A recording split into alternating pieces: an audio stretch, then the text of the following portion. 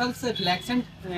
का वर्क करता है। और इसकी यूज इंडिकेशन की बात किया जाए तो यूज अगर की बात किया जाए तो अगर किसी प्रकार का जो है पेशेंट को मसल्स जो है क्राम्स हो रही हैं या फिर टाइटनेस मसल्स हो गई हैं या फिर एब्डोमिनल क्राम्स है या फिर अगर किसी पेशेंट को हिक्कअप यानी हिचकी बहुत ज़्यादा आ रही है। हिकअप में यही होता है जो मसल्स होता है वो कंट्रैक्ट हो जाता है, तो बाइक्लोफिन देने से मसल्स को रिलैक्स होने में जो है काफ़ी सहायता मिलता है। तो अगर किसी प्रकार की आप लोग को हिचकी यानी हिक्कअप नहीं बंद हो रही है, एनी टाइप हम बहुत सारी दवा दे दिए हैं, अगर नहीं बंद हो रही तो बाइक्लोफिन 10 mg सुबह शाम बीडी देने से